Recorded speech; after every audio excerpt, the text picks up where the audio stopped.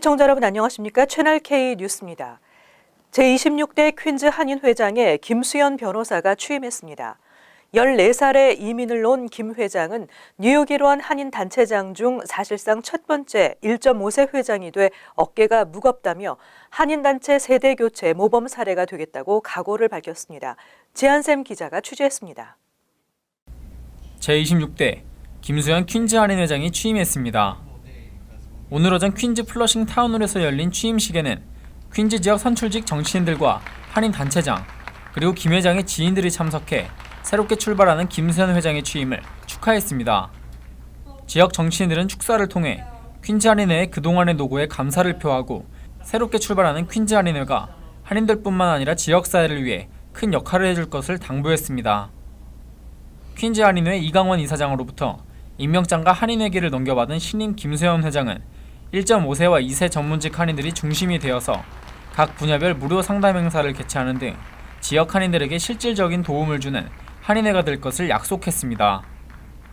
퀸즈 한인회는 지금 트랜지션 기간입니다. 1.5세 많은 2세들이 들어오셔서 봉사하시고 또 타운과 한국 코리안 아메리칸을 위해서 같이 봉사할 수 있는 그런 좋은 기관이 될 것 같습니다.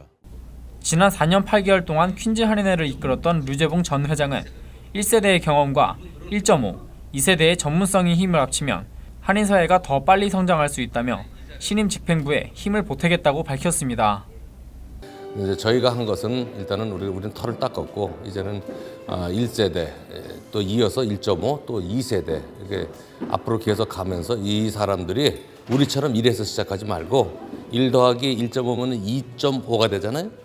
그럼 그 2.5 또 3에서 시작을 할 수 있는 그런 26대 퀸즈 한인회장에 오른 김수연 회장은 플러싱에서 상법상의 소송 전문 변호사로 활동하고 있으며 2014년부터 2년간 미주 한인 청소년재단 회장을 역임하고 현재 평통 뉴욕협의회 차세대 분과위원장을 맡고 있습니다. 김수연 회장의 임기는 2018년까지 2년간입니다. 채널 K 뉴스 지한샘입니다. 지난 4일 100여 명의 부상자를 낸 롱아일랜드 레일로드 탈선 사고의 원인은 과속 때문으로 밝혀졌습니다.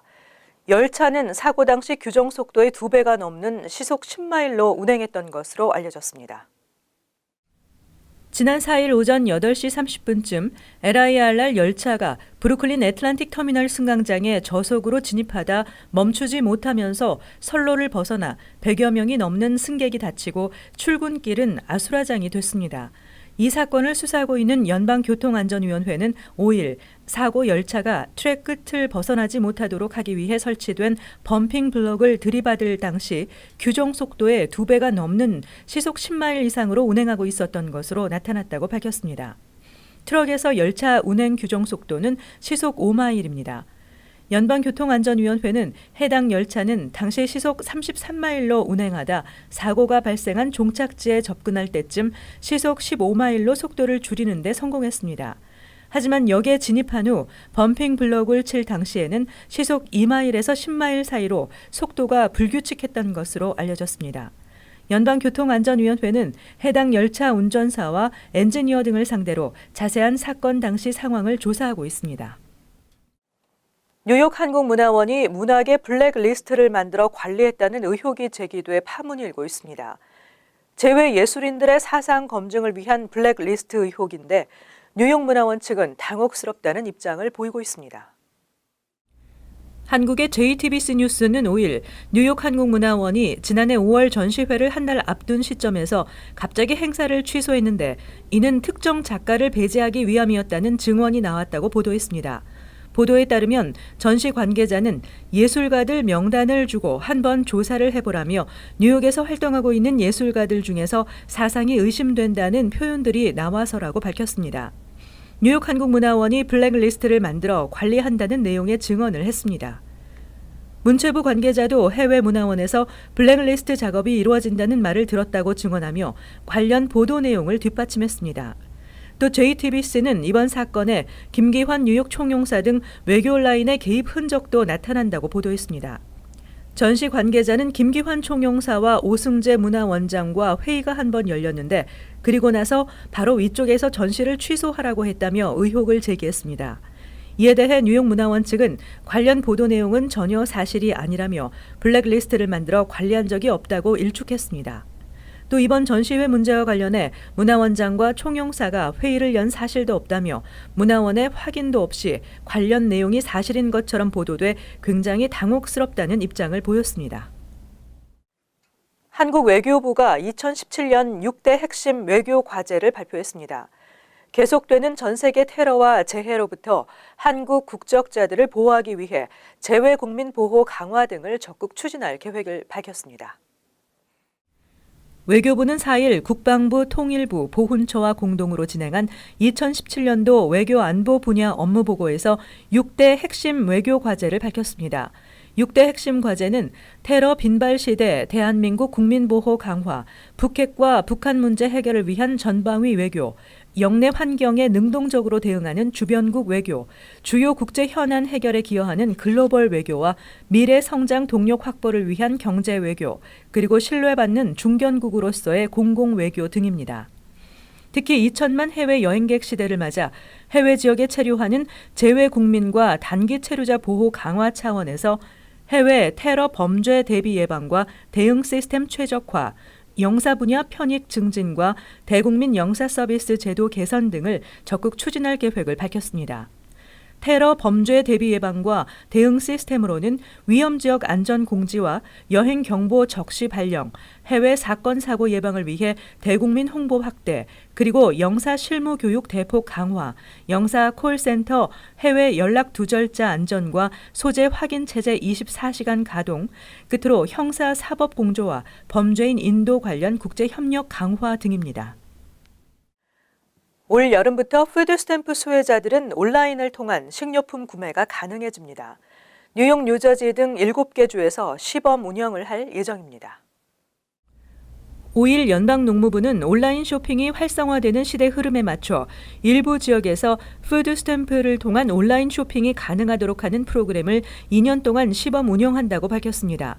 시범 프로그램은 뉴욕과 뉴저지를 포함해 메릴랜드, 오리건, 워싱턴, 펜실베니아, 아이오와 등 총 7개 주에서 실시됩니다. 뉴욕시와 뉴욕 주민들은 아마존과 식료품 온라인 쇼핑 업체인 프레시 디스트릭에서 식료품을 살 수 있고 뉴저지주는 아마존과 숍라이트가 이용업체로 지정됐습니다. 하지만 푸드스탬프 카드로 식료품 외 다른 서비스나 제품을 구매할 수는 없습니다. 또 배송료는 별도로 차지됩니다. 농무부는 스냅카드를 통해 온라인 쇼핑을 처음 실시하는 만큼 온라인 결제에서 보안 문제 등을 보완해야 할 것이라고 밝혔습니다. 또 앞으로는 더 많은 식료품 업체와 더 넓은 지역으로 온라인 쇼핑 프로그램을 확대할 것이라고 전했습니다. 한편 지난해 전국적으로 푸드스탬프 혜택은 저소득층 약 4,400만 명에게 월 평균 $125가 주어졌습니다. H-1B 비자 받기가 갈수록 어려워질 것으로 예상되고 있습니다. 민주공화 양당이 자격과 규제를 한층 강화한 취업비자 개선 방안을 발의했습니다. 공화당 내 대표적인 취업비자 규제론자인 데럴 아이사 연방 하원 의원은 4일 취업비자 기준 임금을 대폭 상향 조정하고 쿼타 면제 자격을 크게 제한하는 내용의 취업비자 개선 법안을 발의했습니다. H-1B 외국인 노동자의 기준 임금 연봉을 $100,000대로 높여 미국인 노동자가 저임금 외국인으로 대체되지 못하도록 한다는 것입니다. 이렇게 되면 H-1B 스폰서를 받는 기업으로부터 연간 $100,000 이상 임금 제한을 받지 못한 외국인 노동자는 H-1B 취득이 불가능해진다고 USA 투데이는 전했습니다. 이 법안에는 석사 학위자에 대한 비쿼터 2만 개 조항을 폐지하는 조항도 포함됐습니다. 현재 H-1B 비자 연간 쿼터는 6만 5천 개로 제한하고 있지만 쿼터에 포함되지 않는 석사 학위 이상자 2만 명이 별도로 H-1B 비자를 받고 있어 실제 연간 쿼터는 8만 5천 개로 운영되고 있습니다. 이 법안이 통과되면 석사 학위 이상 2만 개 비쿼터 규정이 사실상 폐지되는 것입니다. 즉 H-1B 비자 취득은 더 어려워지게 됩니다. 그럼에도 민주당 조 프로그렌 의원은 이보다 더 강력한 규제 법안을 준비 중인 것으로 알려졌습니다. 앞으로 뉴욕주 중산층 부모들의 재정적 부담이 다소 줄어들 전망입니다. 뉴욕주가 연소득 6만 달러 이상 가구의 혜택이 기존의 2배인 자녀 양육 세금 혜택 확대안을 발표했습니다. 앤드루 쿠오모 주지사는 5일 중산층 자녀 양육 세금 혜택 확대를 발표했습니다. 중산층 20만 가구 이상이 영향을 받을 것으로 예상됩니다.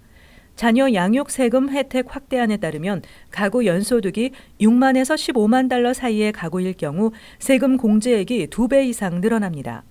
연소득 5만 5천 달러에서 5만 9,999달러의 가구는 기존보다 공제액이 97달러 정도 늘어나지만 연소득 6만 달러에서 6만 4,999달러 가구일 경우 기존 평균 196달러에서 456달러로 또 연소득 6만 5천 달러에서 7만 4,999달러 가구는 116달러에서 347달러 등으로 늘어납니다. 쿠오모 주지사는 자녀 세금 공제 혜택을 신청하는 가정의 65%가 비싼 자녀 양육비와 생활비를 위해 맞벌이를 하고 있다며 자녀 세금 공제 혜택을 늘린다면 중산층 가정의 경제적 부담을 크게 줄일 수 있을 것으로 기대한다고 말했습니다. 이번 확대안이 주의회를 통과하면 2018년부터 시행될 것으로 전망되고 있습니다. 한인 학생들이 많이 다니는 테너플라이 학군이 술과 마리화나를 경험한 학생이 전국 평균보다 높게 나타났습니다. 테너플라이 학군은 12만 달러의 지원금을 받아 예방 프로그램을 진행할 예정입니다. 학생 실태 전문 조사 기관 프라이드 서베이가 지난해 테너플라이 학군 8학년과 10학년, 12학년 290명을 대상으로 실시한 음주, 마약 실태 조사 결과에 따르면 10학년과 12학년 음주와 과음 비율이 전국 평균보다 높게 나타났습니다. 테너플라이 고등학교는 뉴저지주 최상위권으로 꼽히며 한인 학생 비율이 30%에 이릅니다. 최근 한 달 내 음주 경험은 10학년의 24%가 그렇다고 답했고 12학년은 56%가 한 달 내 음주 경험이 있다고 답했습니다. 전국 평균 22%와 35%보다 높은 것입니다. 과음 역시 10학년의 20%가 그렇다고 답해 전국 평균 11%의 2배에 달했고 12학년도 49%가 과음 경험이 있다고 답했습니다. 조사기관은 소득이 높은 가정의 학생일수록 음주 비율이 높은 경향을 보였다고 지적했습니다. 마리화나 사용도 빈번한 것으로 조사됐습니다. 구체적인 수치는 발표되지 않았지만 조사 결과에 따르면 테너플라이 12학년의 마리화나 사용 경험이 전국 평균보다 높았습니다. 또 10학년의 경우 술보다 마리화나를 얻는 게 더 쉽다고 응답했습니다. 한편 학군 측은 연방보건복지부 산하 약물남용 정신건강서비스국에 지원금을 신청해 12만 5천 달러를 받게 됐습니다. 학생들 사이에서 혐오 범죄로 보이는 폭행 사건이 발생했습니다. 백인 1명을 감금 폭행하고 페이스북을 통해 생중계한 흑인 4명이 체포됐습니다. 시카고 경찰은 5일 18살 흑인 남학생 2명과 여학생 2명 등 모두 4명을 붙잡아 납치와 폭행 혐의로 기소할 계획이라고 밝혔습니다. 이들 중 1명이 올린 페이스북 동영상에는 구석에 묶인 채 앉아있는 백인을 폭행하는 장면이 나옵니다. 발로 차거나 손으로 때리는 장면은 물론 칼로 두피에 상처를 주는 모습도 있습니다. 또 대통령 당선인인 도널드 트럼프와 백인을 욕하는 모습도 올라와 있습니다. 경찰은 가해자 중 최소 1명이 피해자와 같은 학교에 다니는 학생이며 이들은 최소 24시간에서 최대 48시간 같이 있었다고 밝혔습니다. 경찰은 지난 2일 길거리를 돌아다니던 한 소년을 발견해 병원으로 옮겼는데 이후 이 피해자가 실종 신고가 된 학생이라는 사실을 알게 됐으며 페이스북에 올라온 폭행 동영상의 피해자라는 사실도 확인했습니다. 이 피해자는 폭행 이전에 정신 건강에 문제가 있었으며 폭행 이후에는 정신적인 충격이 심해 다른 사람과 대화하는 것도 어려운 것으로 전해졌습니다. 경찰은 흑인 4명이 백인 1명을 감금 폭행한 데다 백인을 욕한 사실에 주목하며 중호 범죄 가능성에 대해 수사를 진행하고 있습니다. 이어서 LA 지역 한인사회의 소식입니다. LA 한인회는 2017년 새해를 맞아 올해도 외롭게 지내는 어르신들을 찾아 따뜻한 온정의 손길을 전했습니다. LA 킹슬리 양로보건센터에 노정윤 기자가 다녀왔습니다. 신나는 음악과 함께 무용단의 공연이 끝나자 이내 어르신들의 박수 소리와 함성이 터져 나옵니다. 오늘 오전 11시부터 LA 한인타운의 킹슬리 양로보건센터에서는 2017년 새해를 맞아 어르신들을 위한 다양한 위문 공연이 진행됐습니다. 평소 데이케어 프로그램에 참여하기 위해 킹슬리 양로보건센터를 찾는 100여 명의 어르신들은 오늘은 신년 인사를 전하려는 손님들과 특별한 시간을 보냈습니다. 올해로 5회째 맞이하는 킹슬리 양로보건센터의 신년 위문 공연 행사에는 LA 한인회장의 신년 인사와 함께 사과 선물이 전달됐습니다. 정유년 새해를 맞아서 저희 어르신들을 찾아뵙고 새해 복을 기원하는 조그만 자리를 마련했습니다. 사실 독거노인들도 많이 계시고 한인 커뮤니티에 외롭게 사시는 우리 어르신들이 많이 계신데 오늘 양로보건센터의 위문 공연에는 진 발레스쿨, 주사랑 유럽 선교 무용단과 방패밀리 등 전 연령대가 함께할 수 있는 춤과 노래 공연이 펼쳐졌습니다. 우리 노인들이 매일매일 기운이 없었는데 이걸 보니까 기운이 나고 너무나 한인해서 이렇게 따뜻한 온정을 베풀어 주시니까 말할 수 없습니다. 감사합니다. 참 때로는 외로울 때도 있고 때로는 슬플 때도 있고 때로는 우울할 때도 있는데 이런 모든 것을 갖다가 한 방에 딱 떨쳐버려 주시니 대단히 감사합니다. 신나는 무대와 함께 한복을 곱게 차려입은 공연자들의 세배를 받는 어르신들은 얼굴에 미소가 번집니다. To perform for everybody for New Year's. I was happy because they seemed happy when we did it. 새해에 접어들어서도 홀로 지내는 어르신들께 먹거리와 볼거리 그리고 소정의 선물 등이 전달되며 어르신들을 위한 따뜻한 온정의 손길이 한인 사회에 이어지고 있습니다. 2017년 정유년을 맞아 오늘 LA 한인회가 아침 이른 시간부터 어르신들을 찾으면서 새벽을 여는 닭처럼 새해 희망을 전했습니다. TVK 뉴스 노정윤입니다. 이어서 월드 리포트입니다. 고산지대 특유의 그림 같은 풍경에 계단식 논이 어우러진 베트남 사파 마을은 동양의 알프스로 불리우는데요. 세계적인 힐링 명소로 떠오르고 있지만 개발 바람이 불면서 환경 훼손 우려가 커지고 있습니다. 베트남 북부 고산지대에 자리 잡은 사파 마을. 평균 해발 고도 1,600m.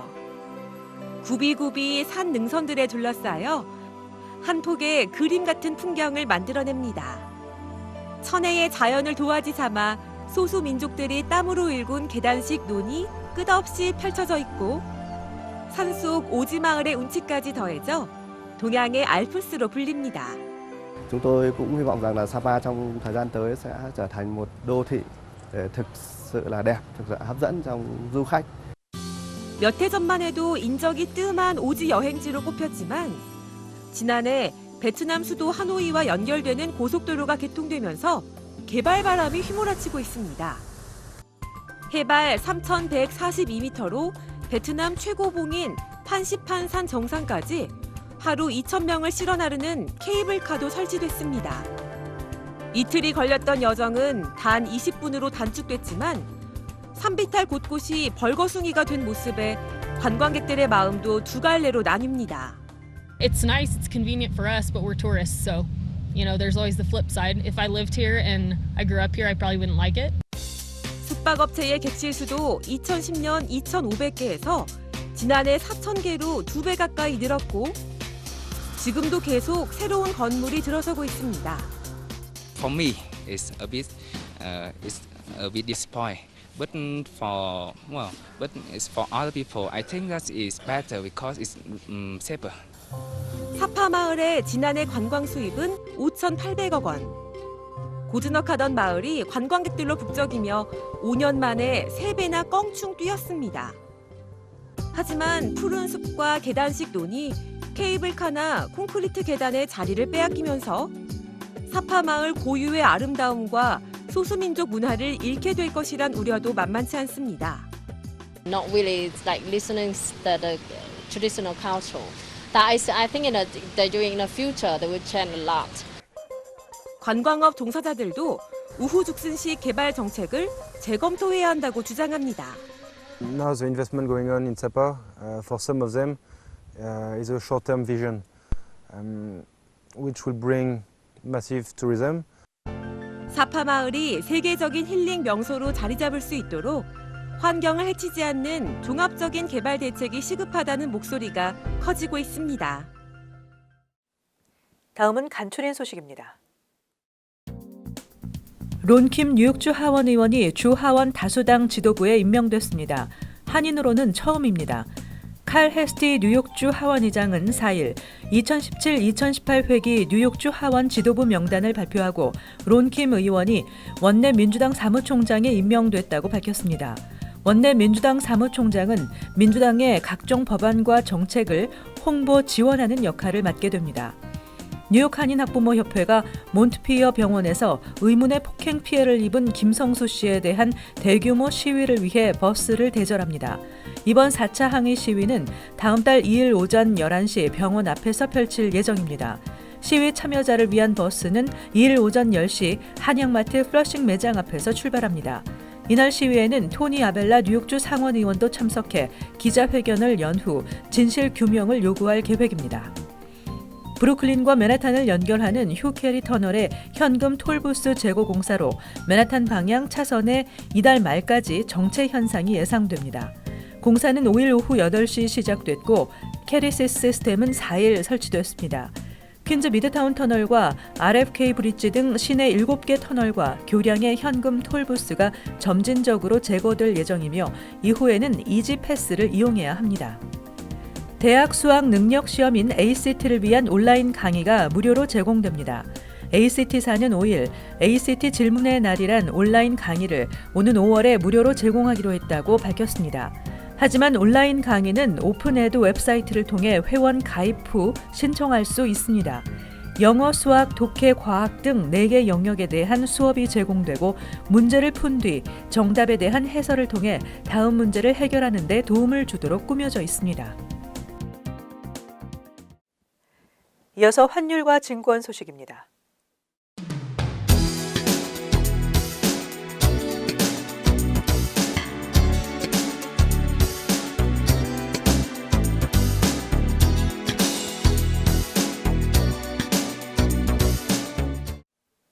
끝으로 날씨 전해드립니다. 토요일은 대체로 흐린 가운데 다시 1인치 정도 눈이 내리겠습니다. 낮 최고 기온은 28도, 섭씨 영하 2도, 밤 최저 기온은 18도, 섭씨 영하 8도 예상됩니다. 일요일은 대체로 맑고 가끔 흐리겠으며 춥겠습니다. 월요일은 대체로 맑은 날씨가 예상되지만 한파는 계속되겠습니다. 화요일은 대체로 맑은 날씨에 강추위에서 벗어나겠습니다. 항상 여러분과 함께하는 채널 K 뉴스 여기서 마칩니다. 시청해주신 여러분 고맙습니다.